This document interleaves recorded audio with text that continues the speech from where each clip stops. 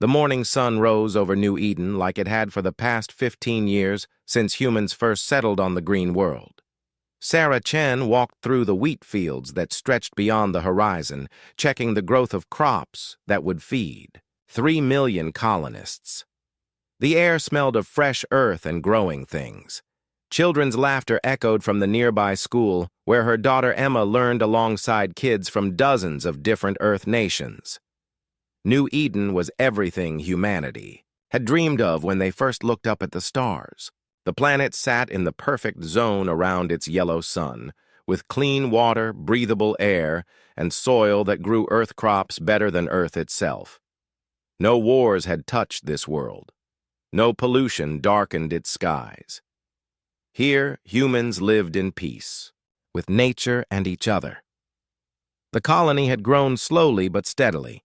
Farmers like Sarah grew food. Engineers built clean cities powered by fusion reactors. Scientists studied the unique plant and animal life. Artists created works inspired by alien sunsets. Teachers educated the next generation of humans who would know no other home than this peaceful world. Governor Marcus Webb stood on his office balcony in New Geneva, the colony's capital city. He watched hover cars move quietly through tree-lined streets. Parks and gardens filled every available space. The city planners had learned from Earth's mistakes. No concrete jungles here, no choking smog. Just clean lines and green spaces where humans could live in harmony with their new world. Webb's assistant, David Park, joined him on the balcony with the daily reports. "Agricultural output is up 3% this quarter," Park said. "The new families from the Luna colonies are settling in well, and the university just published another research paper on the local ecosystem." Webb nodded, feeling proud of what they had built. "Any word from Earth Command about our request for more medical supplies?" "Still processing. You know how the bureaucracy works back home. They're not in any hurry to help us out here on the frontier." That was true. Earth's government saw the outer colonies as expensive investments that took decades to pay off. They provided the minimum support required by law and no more. Most colonies had to be self-sufficient within a few years or risk being abandoned. But New Eden was different. The planet was so perfect for human life that it almost seemed designed for them. Crops grew easily. The weather was mild, no dangerous. Predators threatened the settlements. Even the local bacteria were harmless to human biology. It was as if nature itself welcomed humanity to this world. The peace was broken by a sound no one on New Eden had ever heard before, the shriek of atmospheric entry at combat speed. Sarah looked up from her wheat fields to see burning streaks across the blue sky. At first she thought they were meteors, but meteors didn't change direction. These objects were slowing down, adjusting their paths, heading for specific targets. Governor Webb's emergency communicator buzzed with incoming calls from every settlement on the planet.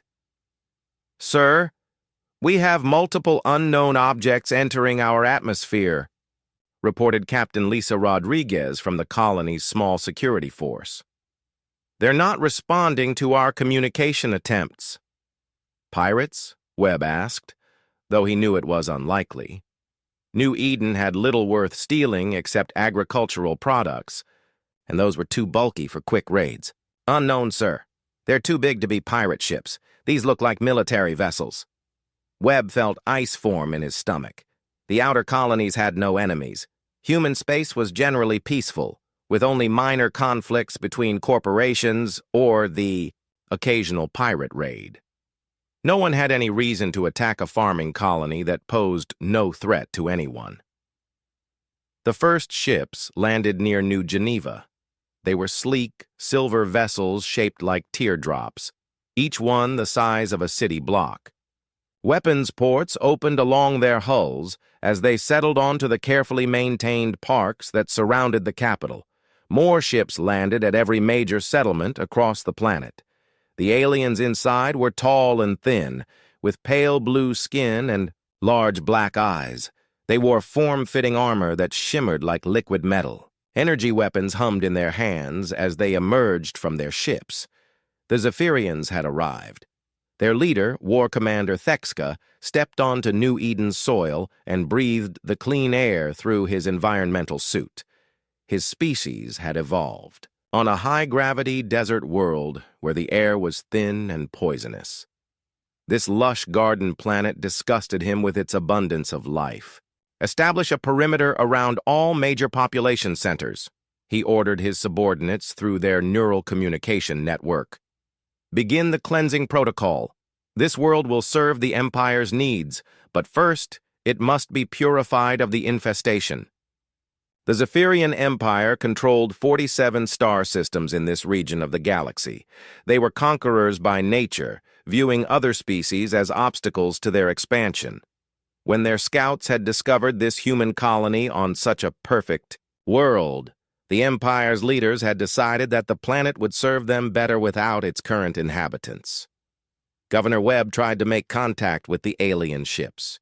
"This is Governor Marcus Webb of the New Eden Colony.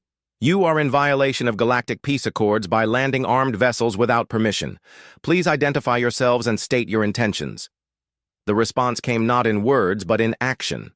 Energy beams lanced out from the alien weapons, striking the colony's communication center and reducing it to molten slag. The governor's last transmission to Earth was cut off mid-sentence.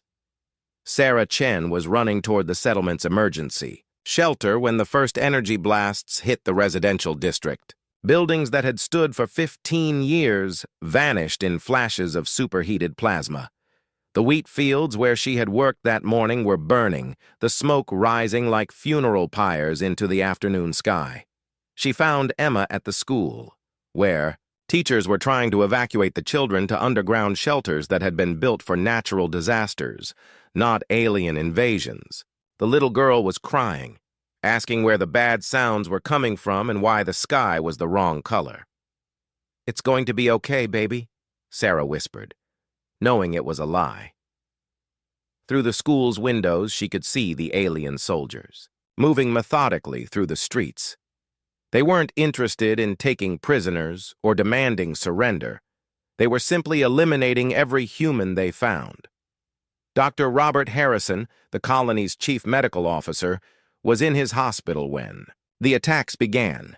He had dedicated his life to healing, to preserving human life in the hostile environment of space. Now he watched through the medical center's windows as energy weapons turned his patients into vapor and ash. He activated the hospital's emergency protocols, sending out automated distress signals to any human ships that might be in range. But New Eden was on the frontier, days away from the nearest major shipping route. By the time help arrived, there would be nothing left to save. The massacre continued through the day and into the night. The Zephyrians were thorough and efficient. They had done this before on other worlds to other species. Their weapons were designed to leave no trace of organic matter, reducing living beings to their component atoms and scattering them on the wind. By dawn of the second day, the killing was done. 3 million humans who had lived and loved and dreamed on New Eden were gone. The cities stood empty, their streets littered with the debris of interrupted lives. Children's toys lay abandoned in yards where no children would ever play again. War. Commander Thexka surveyed the cleansed world from his command ship's observation deck. The planet was still beautiful, still perfect for supporting life. Soon, Zephyrian colonists would arrive to claim this garden world for the Empire. They would build new cities according to their architectural preferences and plant crops suited to their biology. The humans had been nothing more than an infestation to be removed. They were a young species, barely spreading beyond their own star system. They had no empire, no great fleets, no allies to avenge them. The Zephyrian intelligence reports indicated that humanity was peaceful and weak, more interested in farming and commerce than warfare. Thexka filed his mission report with satisfaction. Another world had been added to the Empire's holdings. Another inferior species had been removed from the galaxy's evolutionary path. The humans of New Eden would be forgotten within a generation, remembered only as a footnote in Zephyrian expansion records. But the war commander had made one critical error in his assessment of humanity. The people of New Eden had indeed been peaceful farmers and scientists and teachers. They had posed no threat to anyone. They had wanted nothing more than to live quiet lives on their beautiful world. However, they had not been alone in the universe, and the family they had left behind on distant Earth was about to learn of their fate. The automated distress beacon from Dr. Harrison's hospital continued transmitting long after its sender was dead. The signal traveled through hyperspace, carrying its message of tragedy across the light years to Earth. When it finally reached the Sol system, it was picked up by a routine monitoring station and forwarded to the appropriate authorities. Admiral Janet Foster was eating breakfast in her quarters aboard the dreadnought Terra's Fury when the message reached her. She had been humanity's top military commander for 12 years, though there had been little need for her skills in the peaceful decades since the last corporate war. Humanity's military existed mainly to deter pirates and show the flag in remote systems. She read the distress signal 3 times before the full meaning sank in. New Eden was gone. 3 million civilians murdered by an alien empire that humanity had never encountered before. Men, women, and children wiped out not in war, but in what could only be called genocide. Foster had been born on New Eden, though her family had moved to Earth when she was very young. She still remembered the smell of those wheat fields and the sound of wind through the tall grass. Now it was all ashes and memory. She activated her personal communicator and sent a priority message to Earth Defense Command. "This is Admiral Foster requesting immediate counsel with the Joint Chiefs. We have a situation that requires the full attention of human military leadership." The message that had reached Earth would soon trigger a response that the Zephyrian Empire could never have imagined. For while the colonists of New Eden had been peaceful and defenseless, their cousins in the Sol system had spent the past several decades preparing for exactly this kind of threat. Humanity's military had been built not for conquest, but for protection. And now, for the first time in generations, they would have a chance to fulfill their primary purpose, defending human life against those who would destroy it. The emergency session of Earth's Joint Chiefs of Staff convened in the deep bunkers beneath Geneva. Admiral Janet Foster stood before the holographic display showing the last known positions of New Eden's settlements, now marked with red symbols, indicating total destruction. The room was silent except for the hum of air recyclers and the quiet breathing of humanity's top military leaders.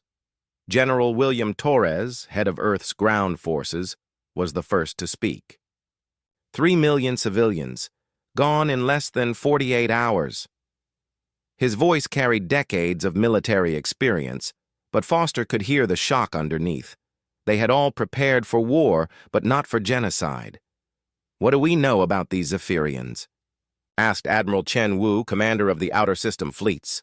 Her ships were the farthest from Earth, patrolling the edge of human space, where pirates sometimes raided commercial vessels. Foster activated the holographic display, showing the intelligence data they had gathered from New Eden's final transmissions. The attackers used energy weapons of unknown design. Their ships show technology roughly equivalent to our own, but their tactics were those of exterminators, not conquerors. They weren't interested in taking prisoners or demanding surrender. Fleet Admiral Sarah Reynolds, the highest-ranking officer in human space, studied the alien ship designs with professional interest. Any demands? Territorial claims? Communication attempts? None. They landed. They killed everything human on the planet, and according to our long-range sensors, they're now setting up permanent installations. Foster's hands clenched into fists. This wasn't a raid or a territorial dispute. It was murder. The room fell silent again as the implications sank in. Humanity had spent decades building colonies throughout their region of space. Each world held millions of lives, farmers, scientists, families who had left Earth seeking new opportunities among the stars. If the Zephyrians continued their expansion, those colonies would all face the same fate as New Eden. Director Maria Santos from Intelligence Division cleared her throat. Our deep space sensors have detected Zephyrian fleet movements in 3 nearby systems. They're not stopping with New Eden. This appears to be the beginning of a systematic campaign to claim human territory. General Torres pulled up tactical displays of human colonies within 50 light-years of New Eden. We have 17 major settlements in that region, combined population of nearly 40 million people. If these aliens continue their expansion pattern, they'll reach the next colony within 6 weeks. Admiral Foster had been quiet during the briefing, but now she stepped forward. Recommendations? Evacuation, said Admiral Wu immediately. Pull back our civilians to the core systems where we can protect them. That's 40 million people, protested General Torres. The logistics alone would take months. And where would we put them? Most of those colonies exist because Earth and Mars are overcrowded. Fleet Admiral Reynolds had been studying the strategic displays with the cold calculation that made her humanity's top naval commander. Evacuation might not be possible anyway. Look at the Zephyrian expansion pattern. They're not just taking random worlds, they're positioning to cut off our escape routes. If we wait much longer, those colonies will be trapped. Director Santos activated another display showing intelligence estimates of Zephyrian military strength. Based on the fleet movements we've observed, they have at least 200 major warships in this region. That's comparable to our entire active navy. The numbers were daunting, but Admiral Foster had not reached her position by backing down from difficult odds. She had spent her career preparing for exactly this kind of threat. An enemy that sought not just victory, but the complete elimination of human presence in space. What about the preparation protocols? She asked quietly. The room went completely silent. Every person present knew about the preparation protocols, but none of them had ever expected to use them. For 30 years, humanity had been secretly developing military technologies far beyond what they revealed to the galaxy. The peaceful facade maintained by Earth's government concealed a military-industrial complex that had never stopped innovating. Fleet Admiral Reynolds was the first to respond. The shipyards at Titan have completed the new Dreadnought class, 12 ships, each one capable of engaging a fleet of conventional vessels, but they've never been tested in actual combat. The Ghost Fleet is operational, added Admiral Wu. 47 ships equipped with full stealth capability. They can strike without being detected until it's too late. General Torres consulted his personal datapad. The orbital strike platforms around Earth and Mars have been upgraded with the new kinetic weapons, range of 50 light-years accuracy, within 10 meters, and the Special Forces units have been training with the new powered armor for the past 5 years. Director Santos looked uncomfortable with the direction of the conversation. Those technologies were developed as deterrents. Using them in actual warfare could escalate conflicts throughout the galaxy. Admiral Foster turned to face the intelligence director. The Zephyrians have already escalated to genocide. 3 million humans are dead with 40 million more in immediate danger. This isn't about galactic politics anymore, it's about survival. The debate continued for hours as they examined every option, every possible course of action. Diplomacy was impossible. The Zephyrians had not even attempted communication before beginning their extermination campaign. Evacuation was impractical. Too many people, too little time, and the enemy was already moving to cut off escape routes. That left only one option: war. Fleet Admiral Reynolds activated the command protocols that had never been used in peacetime. I'm authorizing the mobilization of all reserve fleets and the activation of the preparation protocol assets. Admiral Foster, you'll command the expeditionary force. Your mission is to stop the Zephyrian expansion and secure our colonies. Foster accepted the assignment with grim determination. Rules of engagement? The Zephyrians have shown they have no interest in prisoner exchanges or civilian protections, Reynolds replied. They've chosen total war.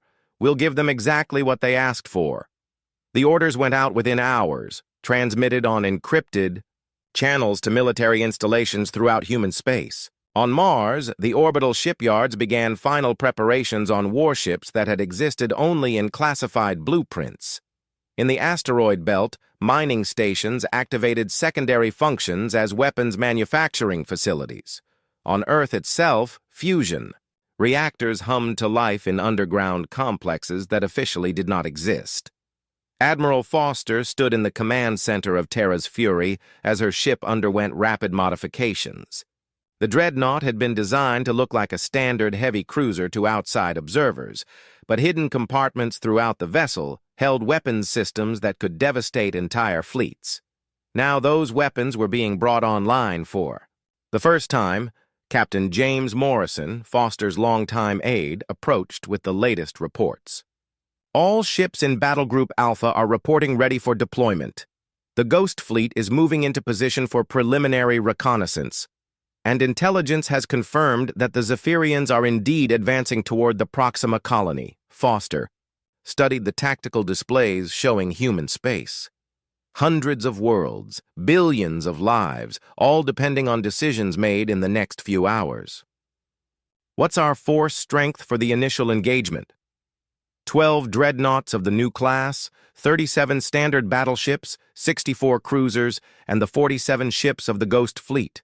Total firepower equivalent to approximately 300 conventional warships. The numbers were impressive, but Admiral Foster knew that firepower alone would not determine the outcome of this war. The Zephyrians had experience in conquest, while humanity had known only peace for decades. But humans had one advantage that no alien empire could match. They were fighting for their families, their homes, their very survival. Dr. Elizabeth Kane, head of the Weapons Development Division, joined the briefing via secure hologram from her laboratory on Titan. Admiral, the new weapons systems are performing within expected parameters. The kinetic bombardment platforms are ready for long-range strikes, and the energy weapons on your ships are capable of penetrating any known defensive technology. What about the alien weapons we observed at New Eden? Foster asked. Similar to our older designs, but less efficient. Their energy output is approximately 60% of our current generation weapons. However, we should assume they have additional capabilities we haven't observed yet. Foster nodded. Military intelligence was always incomplete, especially when dealing with an unknown enemy. How long until we can reach the next target system? Captain Morrison consulted the navigation computers. The Proxima colony is 6 days away at maximum speed, but our long-range sensors indicate the Zephyrians are already en route. We might arrive to find the same situation as New Eden. The Admiral felt the familiar weight of command decisions that would affect millions of lives. Every hour of delay meant more civilians at risk, but rushing in blindly could result in the destruction of humanity's main fleet. She needed intelligence, tactical advantage, and above all, she needed to ensure that the Zephyrians would never again catch humans unprepared. "Deploy the Ghost Fleet immediately," she ordered. "I want them in the Proxima system within 4 days. Their mission is reconnaissance and harassment. Make the aliens aware they're being watched, but don't engage unless the colony is under immediate attack." "And the main fleet?" Morrison asked. Foster turned back to the tactical displays, her mind already working through dozens of scenarios and contingencies. "We proceed to Proxima, but not alone. Send messages to every human settlement within 20 light years. Tell them to prepare their defenses and send any ships they can spare to join us. The Zephyrians want to face a weak, divided humanity. Instead, they're going to face everything we've got." The orders were transmitted throughout human space on quantum communication networks that the aliens couldn't intercept. On frontier worlds, militia units activated emergency protocols and began converting civilian ships into makeshift warships. In the core systems, reserve officers reported for duty, and shipyard workers began around-the-clock shifts to complete every vessel under construction. For the first time in decades, humanity was mobilizing for war. But this would not be the limited conflicts of the past, fought over trade routes or territorial disputes. This was a war for survival, and humans would fight with the desperation and fury of a species facing extinction. The Zephyrian war commander Thexka was reviewing colonization plans for New Eden when his fleet's sensors detected unusual activity in nearby human space. Ships were moving with military precision, converging on strategic positions. Communication traffic had increased dramatically, though the aliens could not decode the encryption. His intelligence officers had assured him that humanity was a young, peaceful species with limited military capability. They had never fought a major war, never faced a technological superior enemy. The destruction of New Eden should have terrified them into submission. Instead, the humans appeared to be preparing for battle. Thexka studied the tactical displays with growing unease. The human ships his scouts had observed were larger than expected, and they moved with a coordination that suggested extensive military training. Perhaps the intelligence reports had underestimated their opponents, but it was too late to reconsider the campaign now. The Empire had committed significant resources to claiming this region of space, and Thexka's career depended on successful completion of the mission. If the humans wanted to fight, they would quickly learn why the Zephyrian Empire controlled 47 star systems. He ordered his fleets to accelerate toward their next target. The human colony at Proxima would fall within days, and with it, any hope the species might have of mounting effective resistance. But as the Zephyrian armadas moved through space toward their next victims, they were being watched. Ships that didn't appear on any sensors followed their movements, recording their formations, analyzing their capabilities, and reporting everything back to Admiral Foster's command. The Ghost Fleet had arrived, and humanity's real response to the massacre at New Eden was about to begin. Captain Elena Vasquez watched the Zephyrian fleet approach through the sensors of her stealth ship, Shadow's Edge. The alien vessels moved in tight formation, their silver hulls gleaming in the light of Proxima's star. There were 32 ships in the attack force, more than enough to repeat the massacre they had carried out at New Eden. Below them, the human colony of Proxima went about its daily business, unaware that death was approaching from the stars. 2 million people lived. On the desert world, terraforming engineers and miners who had spent decades making the harsh planet suitable for human life. Their children played in domed cities while their parents worked to expand the growing oases of green in the red wilderness. Admiral Foster is requesting immediate tactical assessment, reported Lieutenant Commander Sarah Park from the communications station. The Ghost Fleet maintained constant contact with the main human battle group, still 2 days away at maximum speed. Vasquez studied the alien formations through her ship's advanced sensors. The Ghost Fleet's stealth technology was humanity's greatest secret, ships that could become completely invisible to any known detection method. For 5 years, these vessels had practiced operating in complete concealment, preparing for exactly this kind of mission. Transmit to Admiral Foster, Vasquez ordered. Zephyrian fleet consists of 32 vessels. Configuration suggests planetary. Assault pattern identical to New Eden. Estimated time to attack commencement is 6 hours. The response came back within minutes. Implement harassment protocol. Do not allow civilian casualties. Main fleet ETA 38 hours. Vasquez smiled grimly. The harassment protocol was designed to disrupt enemy operations without revealing the true capabilities of human military technology. The Zephyrians were about to discover that their victims could fight back. All ships, this is Shadow Leader, she transmitted to the other stealth vessels positioned throughout the system. Begin Phase 1 operations. Remember, we want them confused and angry, not dead. Not yet. The first indication War Commander Thexka had of trouble was when his flagship's navigation computer began reporting phantom contacts. Sensor ghosts appeared and disappeared at the edge of detection range, sometimes showing as asteroids, sometimes as ships, sometimes as nothing at all. Technical malfunction? He asked his sensors officer. Unknown, Commander. All systems are functioning within normal parameters, but the contact patterns are inconsistent with any known phenomenon. Thexka frowned. His ships used the most advanced detection systems in the Zephyrian Empire, capable of tracking objects across millions of kilometers of space. Navigation computers had triple redundancy to prevent exactly this kind of error. Implement full sensor sweep of the system. I want every piece of debris larger than a pebble cataloged and tracked. The sweeps revealed nothing unusual. The Proxima system appeared to contain only the human colony, its orbital installations, and the normal collection of asteroids and space debris found around any inhabited world. But the phantom contacts continued, appearing randomly throughout the fleet's formation.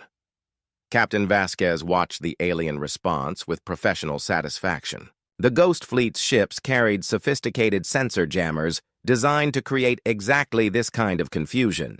The Zephyrians were wasting time and energy chasing shadows, while the human battle group drew closer to the system. Shadow 7 reports. Successful penetration of the enemy communications net, Lieutenant Commander Park announced. We're intercepting their tactical chatter. That was another advantage of humanity's intelligence preparation. For months, automated probes had studied Zephyrian communication protocols, learning their languages and encryption methods. Now, human computers could translate alien orders in real time. What are they saying? Vasquez asked. The fleet commander is reporting navigation difficulties to his superiors. He's requesting technical support from their base ships. Vasquez nodded. Phase 1 was working perfectly. Initiate Phase 2. Signal all ships to begin electronic warfare operations. Throughout, the Zephyrian fleet's sophisticated systems began to malfunction in subtle ways. Navigation computers developed slight errors in their calculations. Communication arrays suffered from intermittent static. Weapon targeting systems reported false locks and phantom targets. None of the problems were serious enough to disable the ships, but they created a constant stream of minor crises that required attention from technical crews. The aliens found themselves troubleshooting equipment that had worked perfectly for years, searching for problems that existed only in carefully crafted electronic interference. War Commander Thexka was growing increasingly frustrated as reports flooded in from throughout his fleet. 17 ships are now reporting navigation anomalies, 23 have communication difficulties, and our long-range sensors are detecting what appear to be human military transmissions, but we cannot locate their source. His intelligence officer, Sub-Commander Veltar, studied the pattern of malfunctions with growing unease. Commander, these failures are too widespread to be coincidental, and the timing suggests deliberate interference. You're suggesting the humans have some kind of electronic warfare capability? It's possible, sir. Our intelligence on their technology may be incomplete. Thexka considered this possibility. Intelligence reports had indicated that humanity was decades behind Zephyrian technology, but those reports might have been based on what the humans chose to reveal publicly. Military forces throughout the galaxy often concealed their true capabilities until war forced them into the open. Accelerate the attack schedule, he ordered. I want all ships in assault position within 2 hours. Whatever the humans are doing, it ends when their colony burns. Captain Vasquez received the translation of the Zephyrian orders and immediately contacted Admiral Foster. Shadow Leader to Battle Group Alpha. Enemy has accelerated attack schedule. Time to assault is now 2 hours. The response was immediate and decisive. Authorization granted for Phase 3 operations. Weapons free on military targets only. Vasquez felt a surge of satisfaction. Phase 3 meant the Ghost Fleet could finally reveal what human military technology was really capable of. All ships, this is Shadow Leader. We are weapons free for precision strikes. Target their communications and navigation systems only. Make them blind and deaf, but keep them alive to tell their friends what happened here. The first Zephyrian ship to suffer a malfunction was the destroyer Sectra, positioned on the fleet's outer perimeter. Its crew was attempting to recalibrate. their navigation sensors, when a precisely targeted energy beam struck their communication array. The attack lasted less than a second and came from a direction where their sensors detected no enemy presence. The beam was surgical in its precision, destroying only the communication system while leaving the rest of the ship undamaged. The crew found themselves cut off from the fleet, unable to report what had happened or request assistance. Similar attacks struck throughout the Zephyrian formation over the next hour. Communication arrays vanished in flashes of precisely targeted energy. Navigation sensors were burned out by focused electromagnetic pulses. Weapon systems suffered mysterious power failures that left them unable to target or fire. War Commander Thexka watched his fleet fall apart around him as ship after ship went silent. His tactical displays showed vessels dropping out of formation, their crews struggling with systems that had been rendered useless by an enemy they could not see or detect. "How many ships have we lost?" he demanded. "None destroyed, Commander," his tactical officer reported, "but 17 vessels are now combat ineffective due to systems failures, and we still cannot locate the source of the attacks." Thexka stared at the tactical display in disbelief. An invisible enemy was systematically crippling his fleet without destroying a single ship. It was a level of technological sophistication that the Zephyrian Empire had never encountered before. "Signal all remaining ships to close formation and prepare for emergency jump to hyperspace. We're withdrawing from this system." But as the aliens attempted to flee, they discovered that their navigation computers had been compromised. Jump calculations that should have taken minutes now required hours of manual verification. Ships that tried to enter hyperspace found themselves thrown off course, emerging light years from their intended destinations. The Ghost Fleet had effectively trapped the Zephyrian force in the Proxima system, blind and deaf and unable to escape. Now they could only wait in growing terror for the arrival of the main human battle group. Admiral Foster received Captain Vasquez's final report as Terra's Fury dropped out of hyperspace at the edge of the Proxima system. Shadow Leader reports enemy fleet neutralized without civilian casualties. All Zephyrian vessels remain in system, but combat effectiveness reduced by approximately 70%. Foster studied the tactical displays showing the positions of both fleets. The Ghost Fleet had performed flawlessly, but the real test was yet to come. For the first time in decades, human military forces would face an alien enemy in open battle. "Signal all ships to assume battle formation," she ordered. "We're going in." The 12 new dreadnoughts moved into position at the center of the human formation, their weapon systems charging for combat. Around them, 37 battleships and 64 cruisers arranged themselves in the complex patterns that decades of training had made second nature. To Zephyrian sensors, the human fleet appeared to be a conventional naval force of impressive size but unremarkable technology. The ships looked like upgraded versions of vessels that had been observed in human space for years. There was nothing to suggest the revolutionary advances hidden within their hulls. War Commander Thexka received sensor reports of the approaching human fleet with a mixture of relief and apprehension. Relief, because he would finally face an enemy he could see and target. Apprehension, because the human force was larger than his intelligence reports had suggested possible.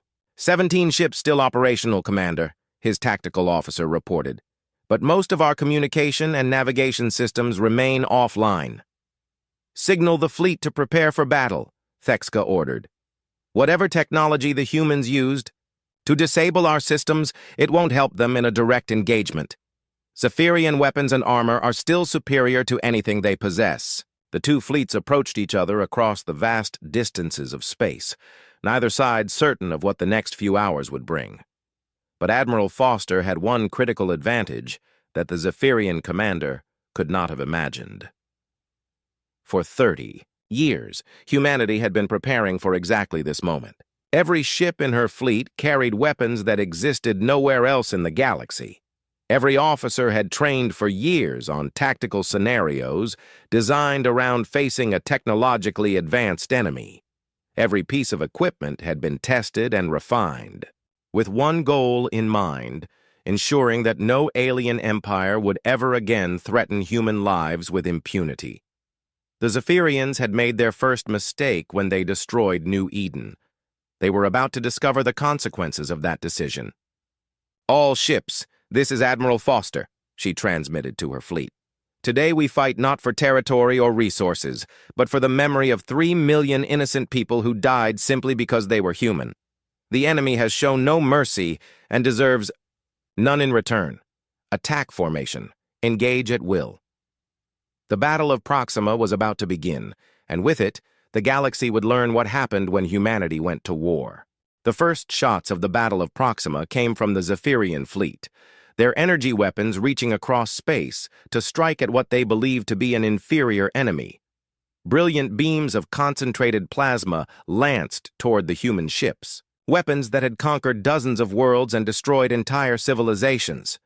The energy blasts struck the leading human vessels and simply vanished, absorbed by defensive systems that the Zephyrians had never encountered before.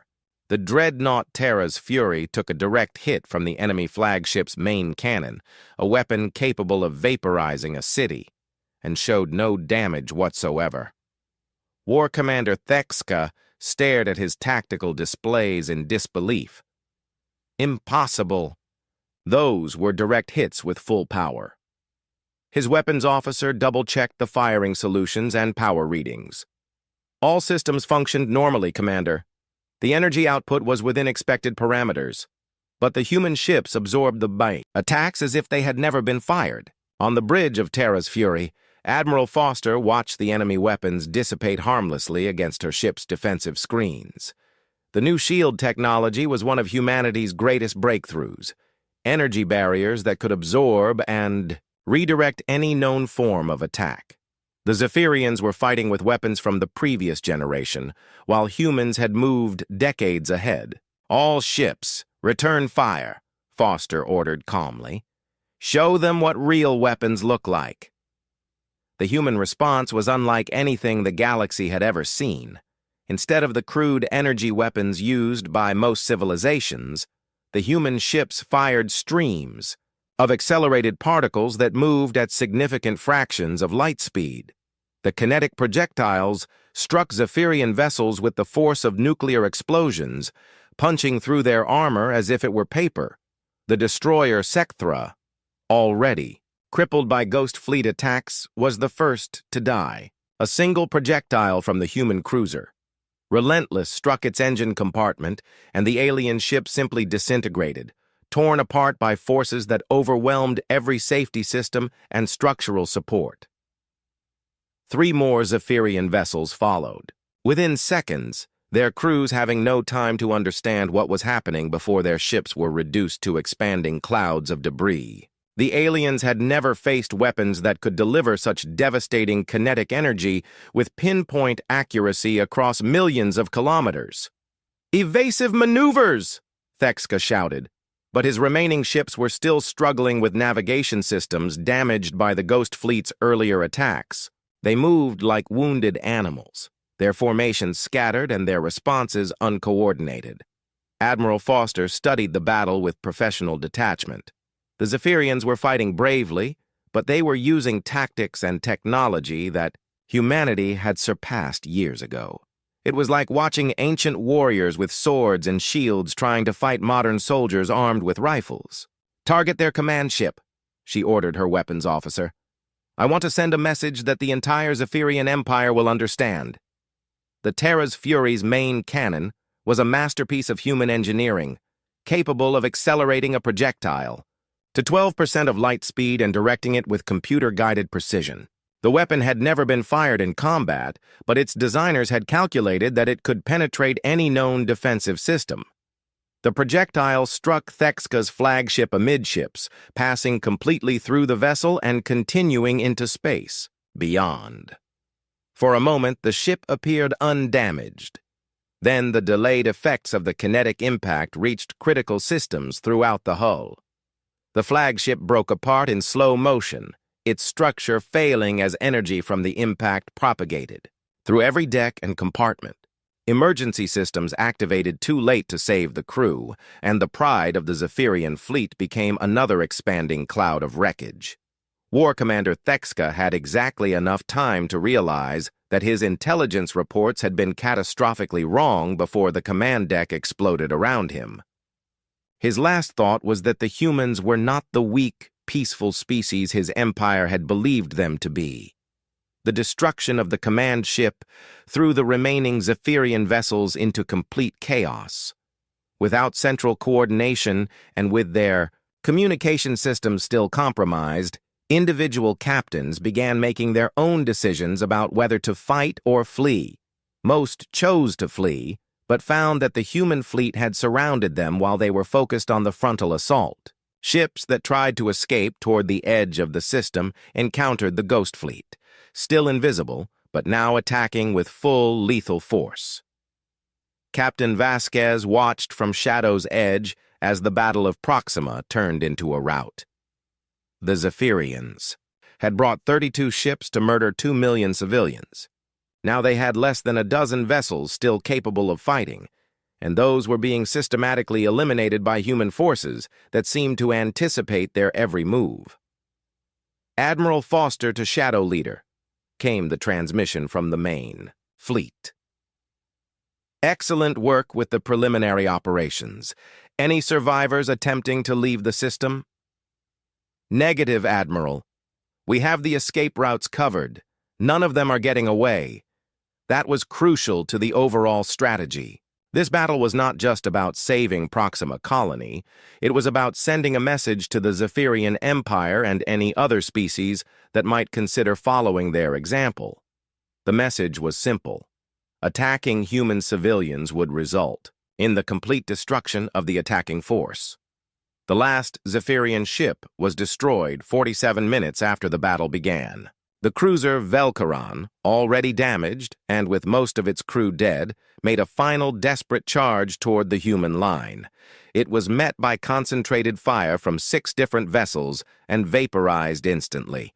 Admiral Foster stood on the bridge, of Terra's fury as the tactical displays cleared of enemy contacts. Around her, the crew maintained professional composure, but she could sense their satisfaction. For years, they had trained for this moment, wondering if they would ever have the chance to test their skills against a real enemy. Now they knew. Human military technology was not just superior to anything the Zephyrians possessed. It was so far advanced that the battle had been more of a demonstration than a real fight. Casualty report, Foster requested. 0 human casualties, Admiral, Captain Morrison replied. Minor damage to 3 ships, all systems operational. The enemy force has been completely eliminated. 0 casualties. 32 alien warships destroyed without the loss of a single human life. It was the kind of victory that military historians would study for centuries, but Foster felt no satisfaction. The real victory would come when the Zephyrian Empire learned to leave human space alone.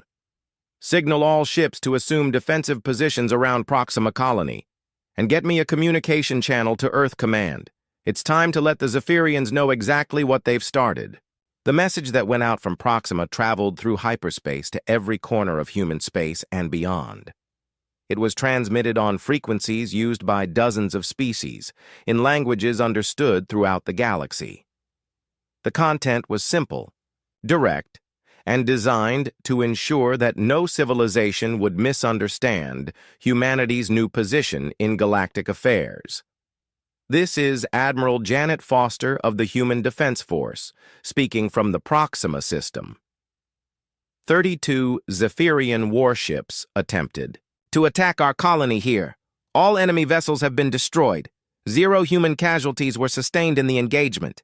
Let this serve as notice to the Zephyrian Empire and any other power that might consider similar actions. Humanity will no longer tolerate attacks on our civilians. Any force that threatens human lives will face immediate and overwhelming retaliation. We have tried to live in peace with our neighbors, but we are fully prepared for war if that is what others choose. The massacre at New Eden will not be repeated. We are coming for those responsible, and we will not stop until justice is done. The message reached Zephyrian space 3 days later, where it was received by Imperial Command with a mixture of disbelief and growing alarm.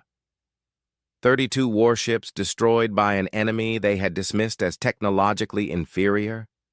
It was impossible, unless their intelligence about humanity had been completely wrong. Supreme War Leader Keth Var called an emergency session of the Imperial Military Council. The old warrior had led the Empire's expansion for 20 years, conquering system after system through superior technology and ruthless tactics. He had never encountered a species capable of matching Zephyrian military might. Confirm the destruction of War Commander Thexka's fleet, he ordered his intelligence staff. Confirmed, Supreme Leader. Long-range sensors detected the debris field at Proxima. No Zephyrian ships survived the engagement. Keth Var studied the tactical reports with growing unease. The humans had not just won the battle, they had dominated it completely. Advanced weapons, superior defensive systems, and tactics that suggested decades of military preparation. This was not the peaceful species described in their intelligence files. What is the current strength of human military forces? He asked. Unknown, Supreme Leader. Our previous assessments may have been based on incomplete information. The weapons observed at Proxima are of unknown design and capability far exceeding our projections. The implications were staggering. If humanity possessed military technology superior to the Empire's, then the entire expansion campaign was at risk. Worse, if they had been concealing their capabilities for years, it suggested a level of strategic planning that the Empire had never encountered before. Orders, Supreme Leader? Asked Fleet Marshal Kekstry, commander of the Empire's largest battle group.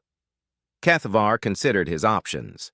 The Empire could withdraw from human space and accept the loss of New Eden as a costly mistake. Or they could escalate the conflict, committing more forces in an attempt to crush humanity before their true strength could be fully deployed. The decision was made easier by the nature of Zephyrian society. The Empire had been built on conquest and expansion. To retreat in the face of human resistance would be seen as weakness, encouraging other species to challenge imperial authority. The Empire's credibility depended on its reputation for invincibility. Mobilize the 3rd and 5th fleets, Keth Var ordered. 200 ships should be sufficient to deal with whatever advantages the humans believe they possess. And send word to our allies in the hegemony. It's time to test this new human military capability against overwhelming force. The orders went out across Zephyrian space, calling up reserve fleets and activating alliance agreements with species that had benefited from imperial expansion. Within weeks, the largest military force in that region of the galaxy would be assembled, for a single purpose: the complete destruction of human civilization. But as the Zephyrian Empire prepared for total war, they remained unaware of humanity's greatest advantage. Everything they had seen at Proxima, the advanced weapons, the defensive systems, the tactical superiority, represented only a small fraction of what humans were actually capable of. Admiral Foster stood in the command center of Terra's fury as reports arrived from Earth about Zephyrian military mobilization. Intelligence indicated that the aliens were preparing a force of unprecedented size, drawing ships from across their empire for what they clearly intended as a final assault on human space. They're taking the bait, Captain Morrison observed, studying the enemy fleet compositions. Good, Foster replied. Let them bring everything they have. It's time to show the galaxy what happens when you threaten human lives. She activated the quantum communication system that linked her directly to Earth Command. This is Admiral Foster requesting implementation of Protocol 7. The enemy is mobilizing for total war. I recommend we give them exactly what they're asking for. The response came back within minutes. Protocol 7 authorized. All assets are at your disposal, Admiral. Show them why humanity survived to reach the stars. Protocol 7. The final contingency plan that had been developed. In the deepest secrecy, known only to a handful of military leaders and government officials. It was humanity's ultimate response to an existential threat. The complete mobilization of military capabilities that had been hidden from the galaxy for decades. Across human space, automated systems began activating weapons platforms that officially did not exist. Ships that had been disguised as commercial vessels revealed their true nature as advanced warships. Space stations that appeared to be research facilities opened hidden bays containing fleets of unmanned fighters.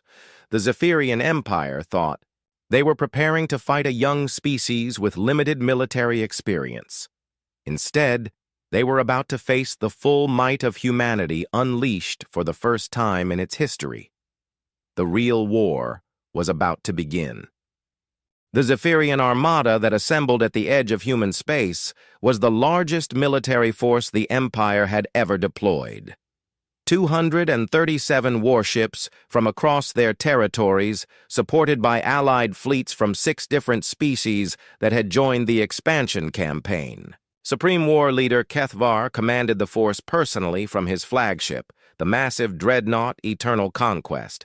Intelligence reports indicated that humanity had perhaps 50 major warships scattered across their territory, even accounting. For the advanced technology observed at Proxima, the numerical advantage should be overwhelming. No species in the galaxy could withstand an assault of this magnitude. Kethvar studied the tactical displays showing human space spread out before his fleet. 17 major colonies, dozens of smaller settlements, and Earth itself at the center of their small empire. He would destroy them systematically, ensuring that no human survived to threaten imperial expansion ever again. "Begin the advance," he ordered. "Target the outer colonies first. When we have eliminated their defensive forces, we will proceed to their home system and finish what we started at New Eden." The massive fleet moved into human space in perfect formation, their ships darkening the stars as they advanced toward their first target. Admiral Foster watched them come from the command center of Terra's Fury, now positioned at the heart of humanity's response. Around her ship, the true strength of human military power was finally being revealed. The Ghost Fleet had grown from 47 vessels to over 300 as hidden shipyards released their secret products. The 12 dreadnoughts were now accompanied by 38 more that had been constructed in underground facilities throughout the solar system. But even those numbers paled beside Protocol 7's full implementation. Automated manufacturing. Systems throughout human space had been producing unmanned warships for years, stockpiling them in hidden depots against exactly this kind of threat. Now those depots were emptying, releasing swarms of AI-controlled fighters and cruisers that moved with inhuman precision. "Fleet status report," Foster requested. "All human forces now operational, Admiral," Captain Morrison replied. "Total strength, 87 manned capital ships, 312 stealth vessels, and 2,400 unmanned combat units. Long-range weapons platforms at Earth and Mars are fully charged and targeted." Foster nodded with satisfaction.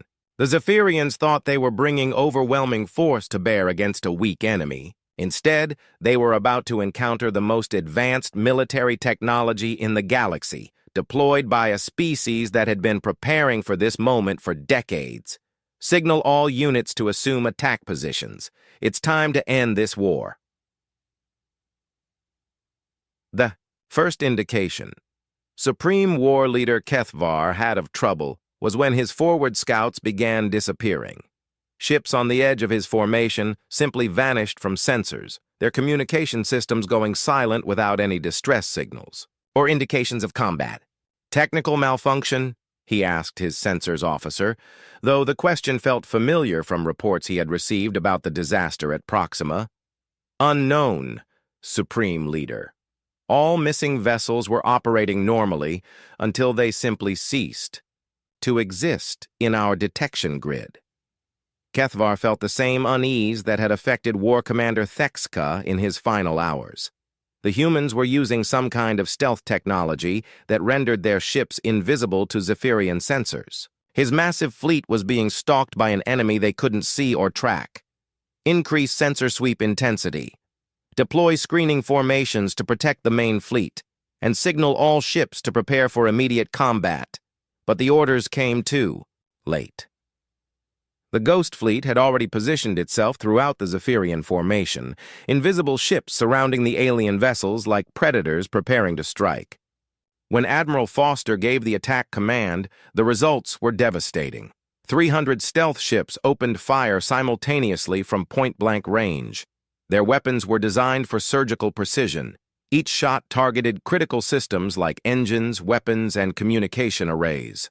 Within minutes, dozens of Zephyrian vessels found themselves crippled and defenseless, unable to fight or flee. The attacks continued with ruthless efficiency. Ships that had dominated star systems for decades were reduced to drifting hulks in seconds. The aliens fought back blindly, firing at empty space where their computers suggested enemies might be, but their weapons found only vacuum. Supreme War Leader Kethvar watched his fleet fall apart around him as invisible enemies struck from every direction. How many ships have we lost? 37 destroyed, 61 disabled, his tactical officer reported. But we still cannot locate the source of the attacks. The old warrior had fought in dozens of campaigns across the galaxy, but he had never encountered anything like this.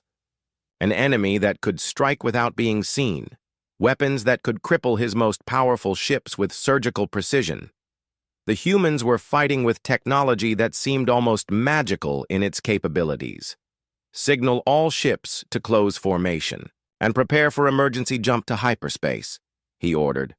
We're withdrawing from this engagement. But as the Zephyrians attempted to retreat, they discovered that their escape routes had been cut off. Long-range sensors detected massive energy signatures throughout the system. Weapons platforms that had been hidden until this moment, now powering up for combat. Admiral Foster smiled as she watched the enemy fleet's desperate attempts to flee. The orbital strike platforms around Earth and Mars had been humanity's ultimate defensive measure, weapons capable of engaging targets across interstellar distances. Now they were about to demonstrate their capabilities against the largest invasion force in galactic history. Fire, she ordered simply. The weapons platforms released their charges simultaneously, streams of accelerated particles that crossed the light years between Earth and the battle zone in minutes. The projectiles struck with pinpoint accuracy, each one targeted at a specific Zephyrian vessel. Ships that had survived the Ghost Fleet's attacks were vaporized instantly as kinetic energy equivalent to nuclear explosions tore through their hulls. The aliens had no defense against weapons that could strike from beyond the range of their sensors, no way to retaliate against enemies located in another star system entirely. Supreme War Leader Kethvar's flagship shuddered as a near miss from one of the long-range strikes overloaded its defensive systems. Around him, the pride of the Zephyrian Empire was being systematically destroyed by an enemy that seemed to possess unlimited technological advantages. Supreme Leader, we're receiving a transmission from the human fleet, his communications officer reported. Put it through, Kethvar ordered, though he dreaded what he was about to hear.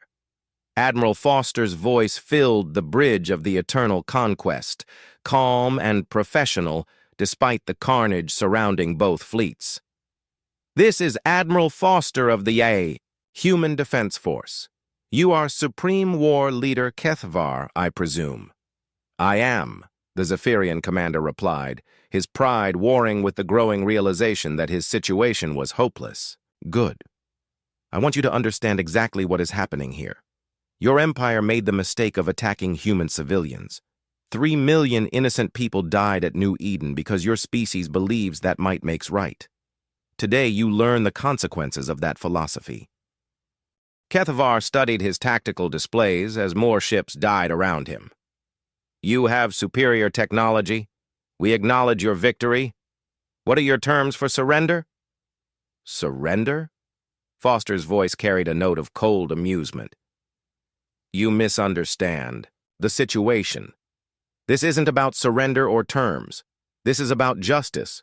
Your empire has shown that it views other species as nothing more than obstacles to expansion.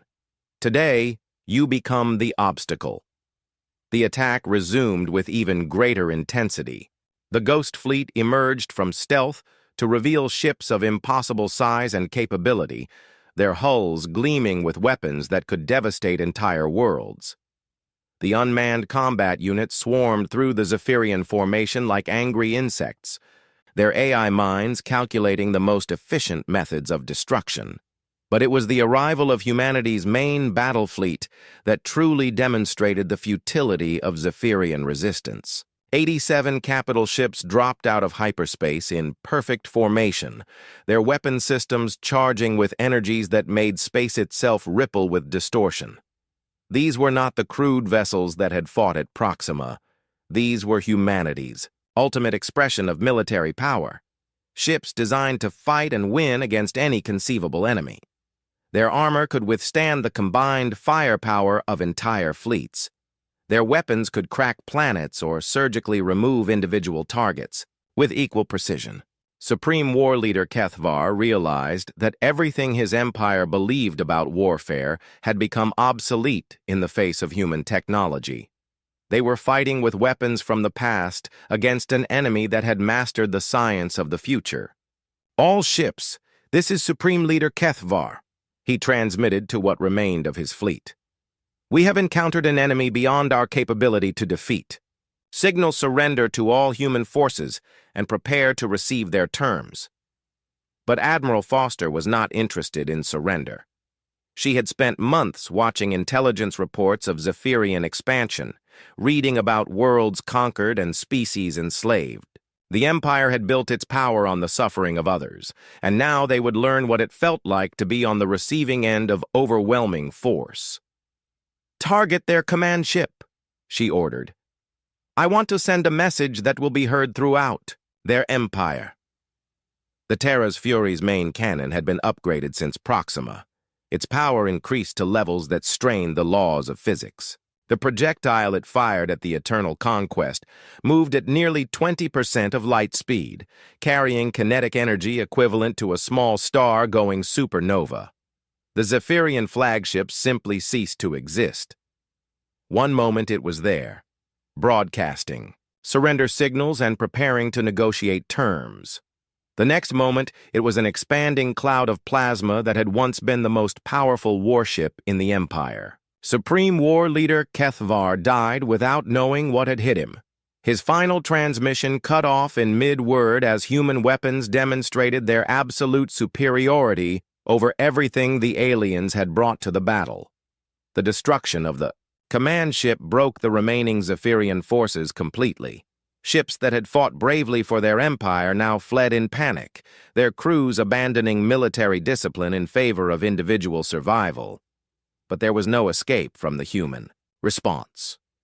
Admiral Foster had prepared for this moment carefully. Every alien vessel in the battle zone was tracked and targeted. Ships that tried to flee found themselves pursued by unmanned fighters that could follow them through hyperspace.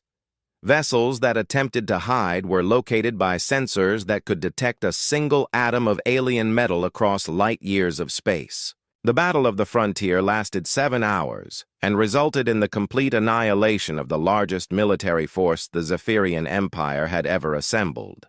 237 warships, along with their allied vessels, were reduced to debris and scattered atoms.